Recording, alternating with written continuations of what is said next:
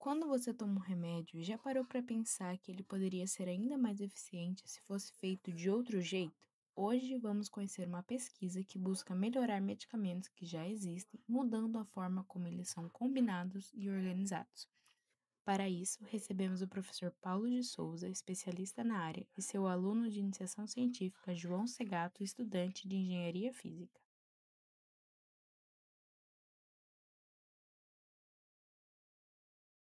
Poderia nos contar como começou a sua jornada científica até chegar à cristalografia e quais momentos foram decisivos nessa trajetória? Uau, é uma volta ao passado, hein? Bom, primeiro eu tenho que me apresentar como um cientista multidisciplinar. Eu fiz graduação em Química e isso começou lá em 2006. E eu já fui eu me considero um estudante atípico, não que eu fosse excepcional. Mas enquanto que a maioria dos meus colegas estavam vinculados a ciências das transformações, eu sempre me interessei muito por estrutura da matéria. E eis que então eu comecei a ter mais afinidade com o pessoal da física do que o pessoal da química. Então, em 2007, eu me candidatei voluntariamente para uma iniciação científica na área de química teórica. E como tudo falha, né, eu não consegui ir adiante, porque todo o processo de execução, naquele mês, tinha sido todo complicado.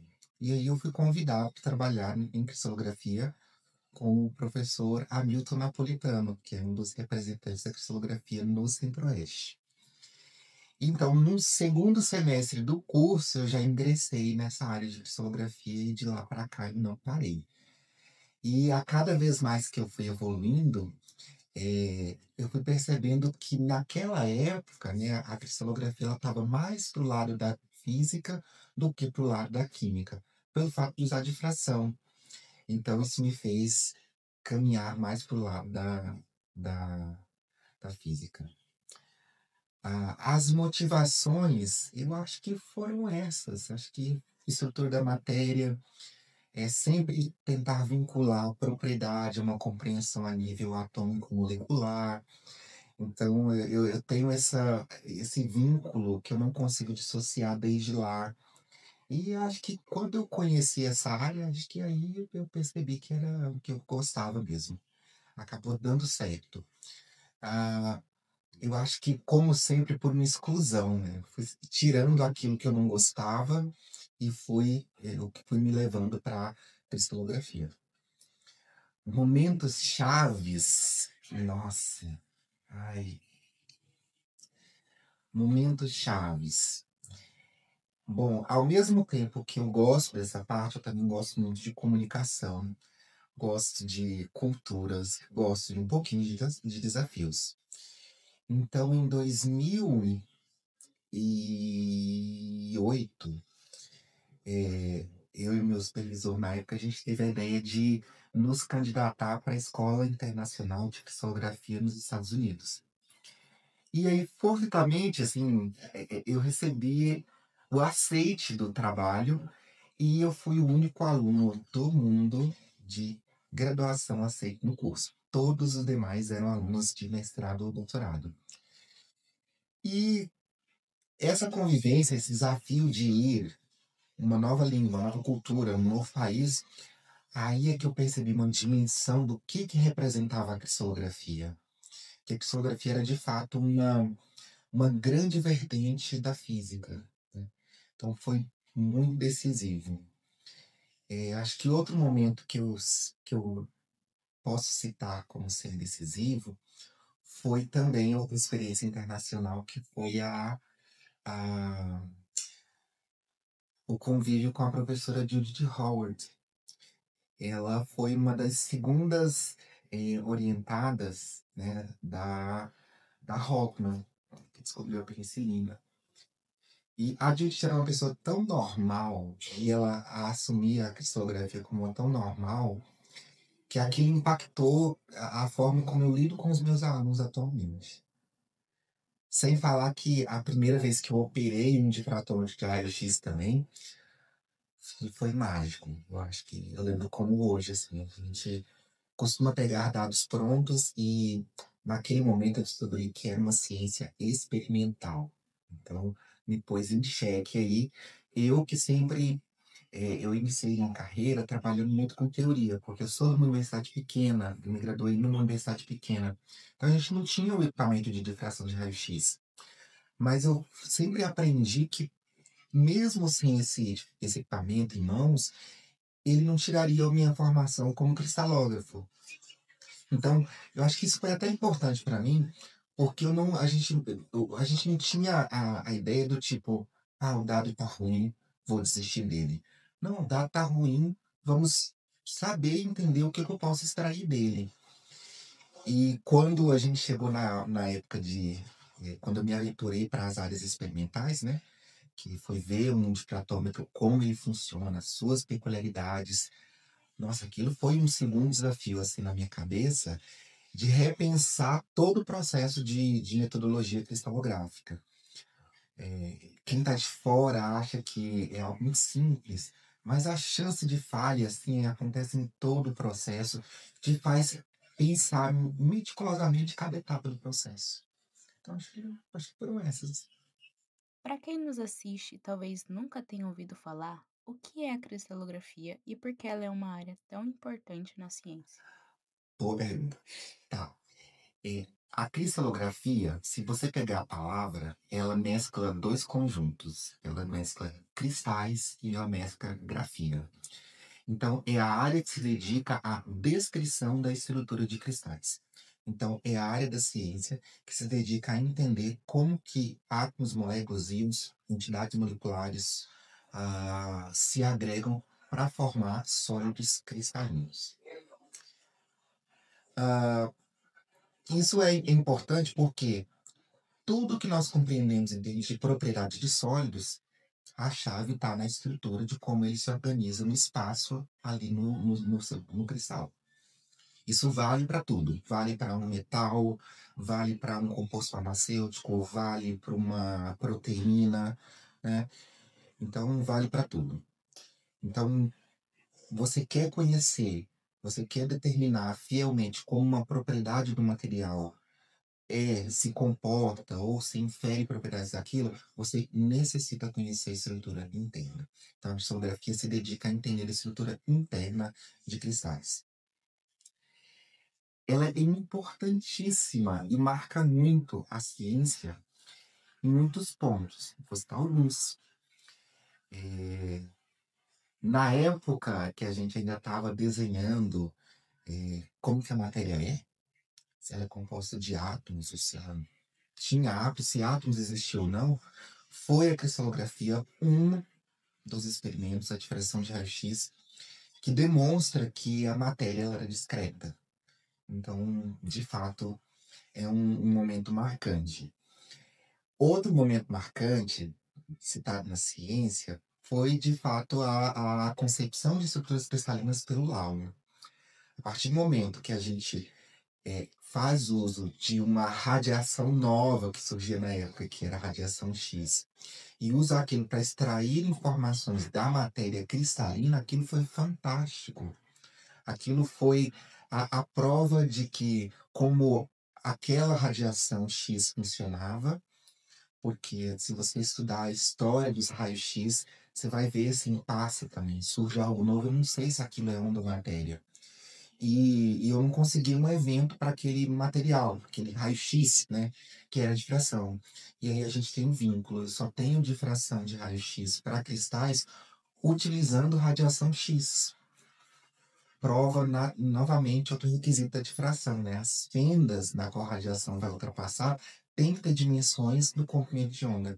Então, uma radiação como o raio-x de comprimento de ondas de ordem de Anderson só podia ser difratado por espécies que também tivessem esse mesmo espaçamento. E acho que mais recente, né? Eu não preciso citar que aproximadamente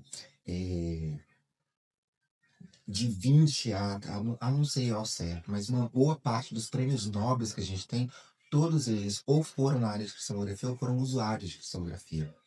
Cito o de 2021, na qual eu tive a oportunidade de visitar, e grande parte dos resultados que ele publicou na sua carreira foram utilizando depressão de raio-x. E para ser um pouco mais enfático, a gente pode lembrar da pandemia de Covid-19. Ela, nos seus momentos iniciais, ela foi um momento muito difícil para a ciência, porque a gente tinha um novo vírus, era um novo material biológico que não se conhecia estrutura. A partir do momento que a gente conseguiu isolar o vírus, matar esse vírus e extrair as proteínas da sua membrana e cristalizar essas proteínas, aí eu percebi que o jogo vira, né? Um artigo publicado na Nature, em 2020, demonstra o formato da proteína que estava na superfície do vírus SARS-CoV-2. Aí, talvez quem tenha vivido isso não tenha percebido que a cristalografia esteve atrás disso. Foi determinando a estrutura cristalográfica de proteínas da membrana é que a gente começou a repensar todo o processo. Como que o vírus entra na célula, quais entidades biológicas ou quais fármacos e quais espécies podem ser ativos com aquela proteína. Então, assim, foi outra grande aplicação da cristalografia e acredito que a coisa só tende a evoluir nesse sentido. Porque tudo é cristalizável, em teoria, sim, né? Desde íons a moléculas pequenas, a macromoléculas, a gente consegue hoje fazer determinação de estruturas cristalinas. O que despertou seu interesse por esse campo? Houve algum momento ou descoberta que te marcou? Você diz o que eu faço hoje ou para a cristalografia em geral? Cristalografia em Em geral. geral. Ai, nossa, é muito. Eu acho que meio que foi por exclusão e talvez um por acidente, eu vou dizer. Porque sabe quando você entra em contato com aquilo e acho que os meus estudantes sabem disso, né? Eu sempre preciso ver uma equação para entender aquilo como fenômeno físico. E a cristalografia me dava isso o tempo todo. Então foi uma paixão imediata, assim. Foi olhar e dizer, é isso que eu quero fazer para os próximos anos. E aí combinava os dois aspectos que eu gostava, né? Um pouquinho de física, um pouquinho de química. Então eu nunca me desvinculei fielmente do campo da química, né? Então, eu acho que foi esse. Acho que eu posso citar esse como mais, né? Mas talvez hoje, olhando assim, é, é que eu tenho o prazer de ter vivenciado um pouco do desenvolvimento da cristalografia no Brasil. Eu lembro que em 2007 eram pouquíssimos lugares no Brasil que tinham o equipamento de difração de raio-x para monocristais. É diferente, tá? O de policristais e o de monocristais. Basicamente, era São Carlos que tinha esse equipamento. Então, todo o Brasil viajava para São Carlos para usar um dos únicos equipamentos que se tinha. E eu vi isso expandir, eu vi outras universidades, outros centros de pesquisas ganharem espaço. Eu vi a cristalografia sair da física e migrar para diversas áreas da ciência. É, eu vi a cristalografia evoluir para um campo quântico. Então, assim, isso foi muito satisfatório para mim. E, sobretudo, no meu país. Ver essa evolução no país. Hoje, eu consigo escolher locais que eu consigo fazer divulgação, e a nossa comunidade de cristalógrafos no Brasil ela é muito pequena, então todo mundo basicamente se conhece, né? Então isso é muito legal. Acaba que a gente cria uma rede, né? Todo mundo se conhece. E ajuda. Quais são os focos atuais da sua pesquisa? Houve algum avanço recente que gostaria de destacar? Nossa, é um pouco, um tanto quanto pessoal, né? Eh, eu considero que no Mato Grosso do Sul existam cristalógrafos aplicados, que são professores ou pesquisadores na nossa universidade que usam da cristalografia. E em 2020, adentrar o Instituto de Física, eu me deparei com o campo de que, poxa, não tem ninguém que queira trabalhar exclusivamente com o estado sólido, com cristalografia.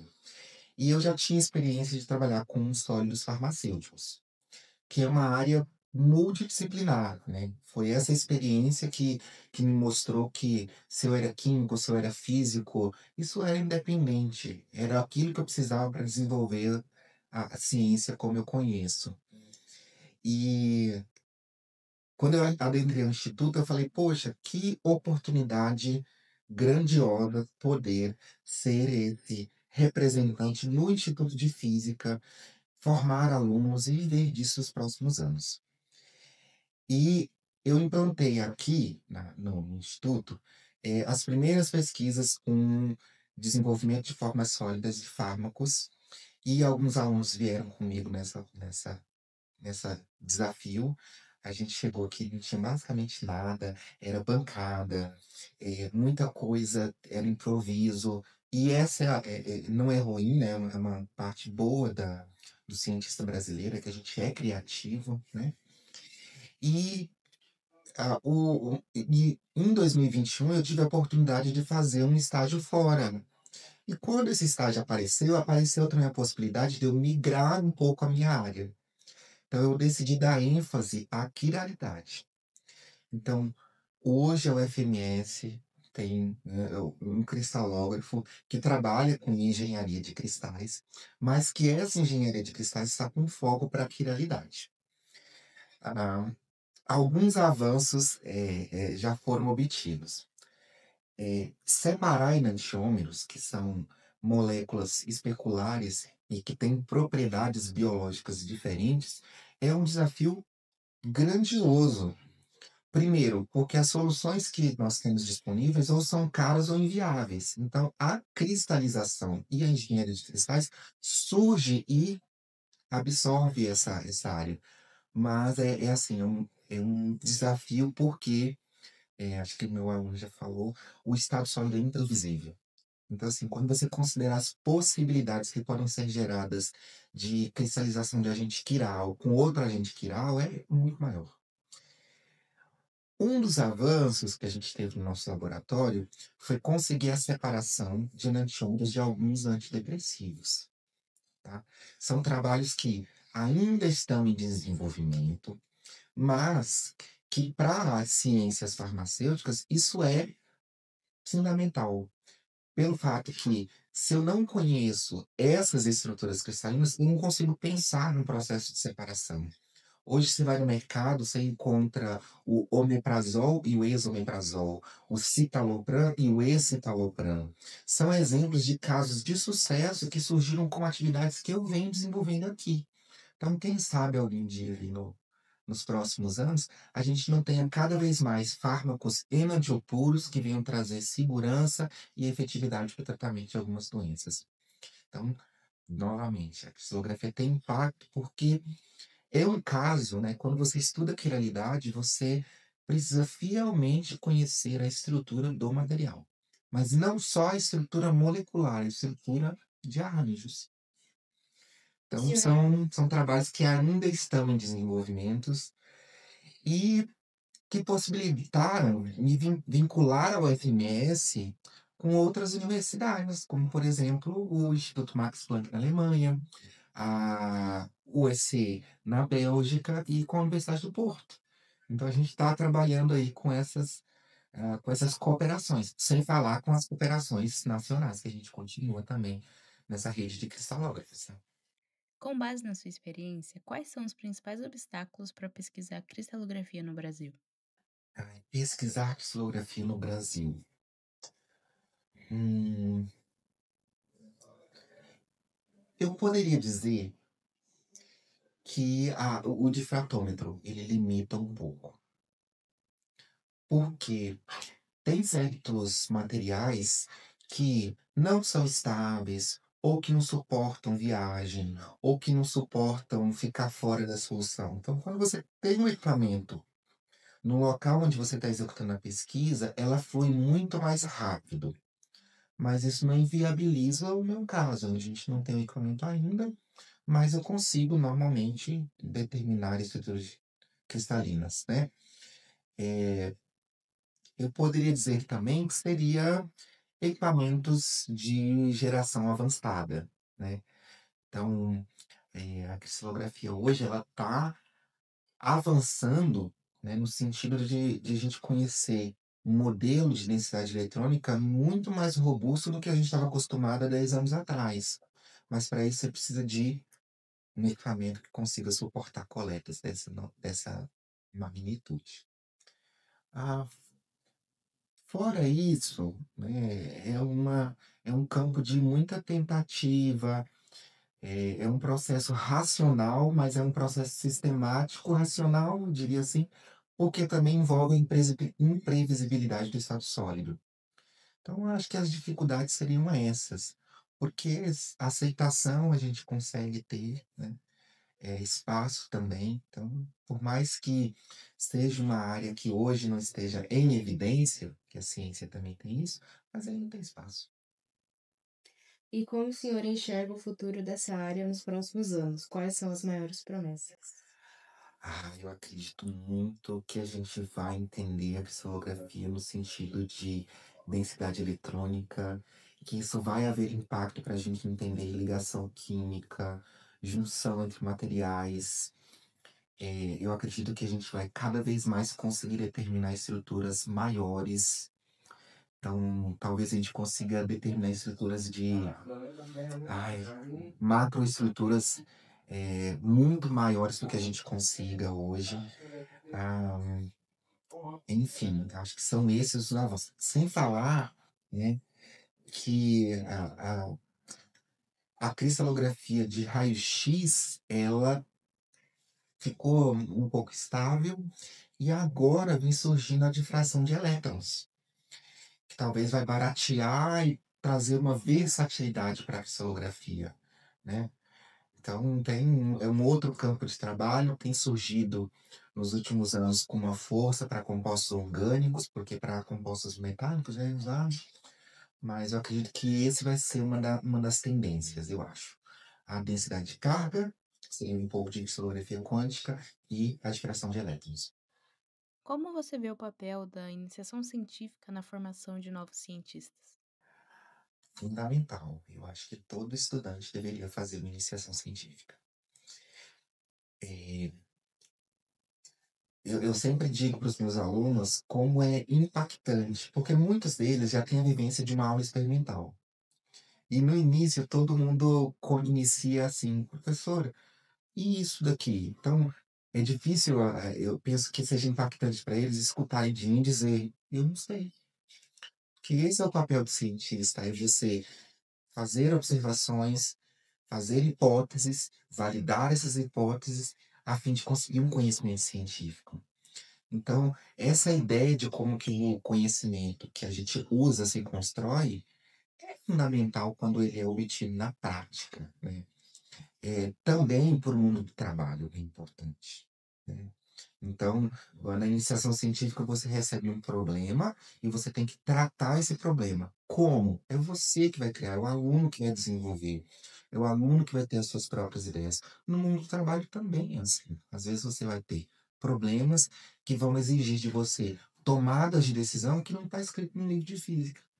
Então, acho que todo estudante deveria fazer iniciação científica para se descobrir, descobrir o que gosta, descobrir o que não gosta, né, para realmente encontrar o seu campo. Porque a geração de hoje, né, tem uma perspectiva um pouco diferente da minha. Eu entendo que é um equilíbrio entre financeiro, fazer o que gosta, muito delicado, né. Então mas muitas vezes você se coloca um peso mais em um do que em outro.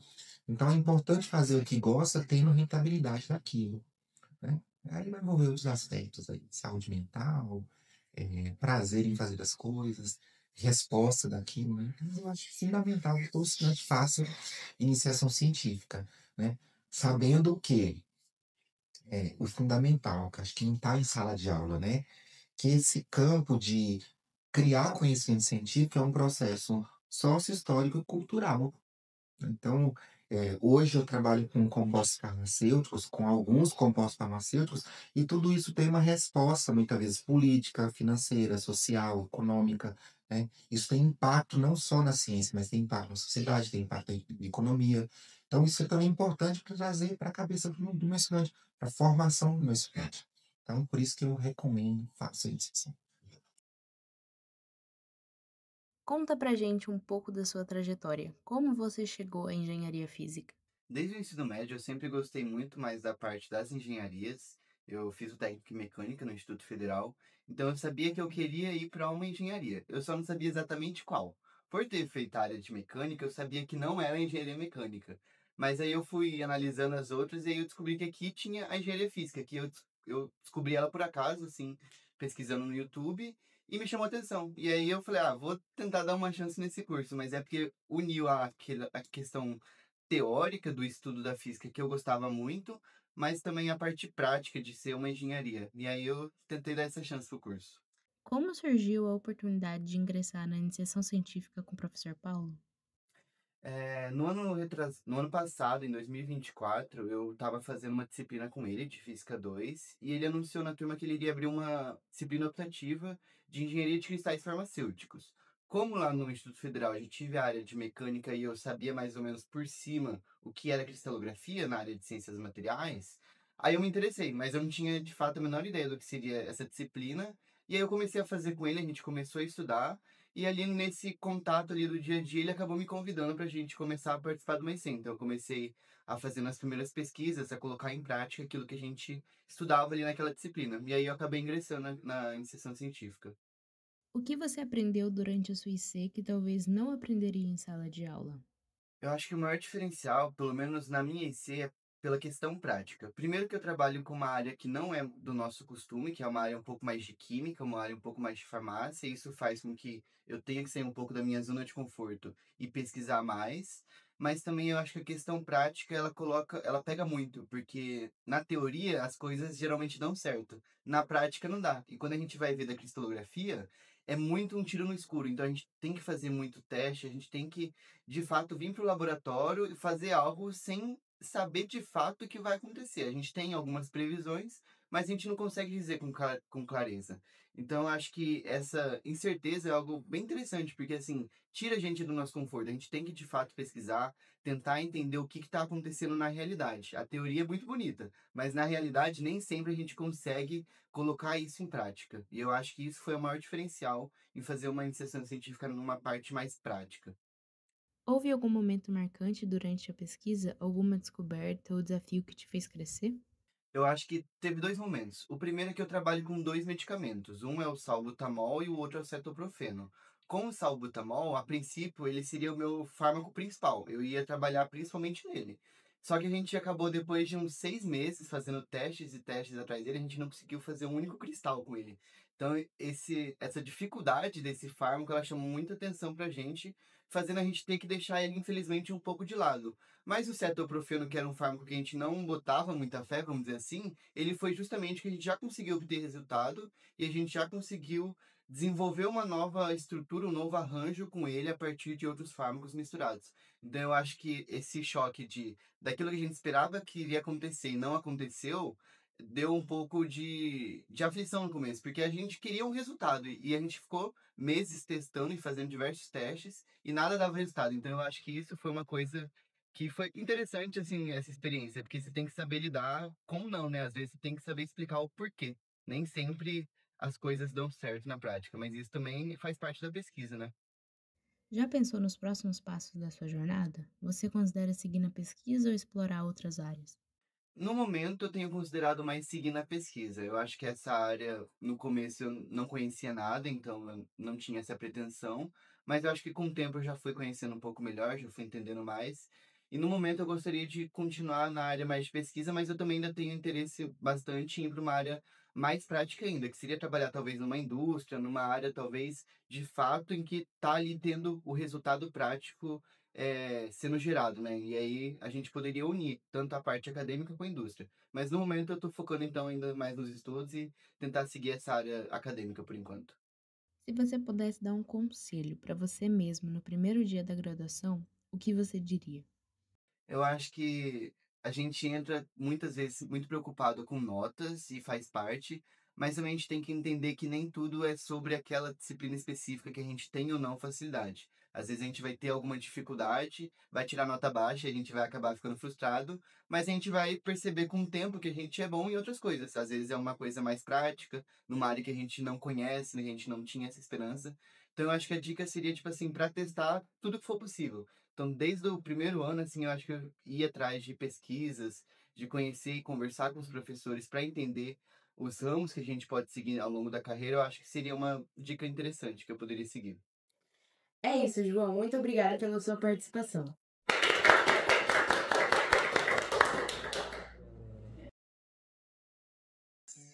Foi isso, professor. A gente agradece a sua disponibilidade, a sua atenção. E eu que agradeço, eu acho o projeto muito legal. Acho que vocês vão escutar de vários professores conselhos, respostas, perspectivas, modos de ser, modos de não ser, experiências positivas, experiências negativas, que só contribuem para a formação de vocês.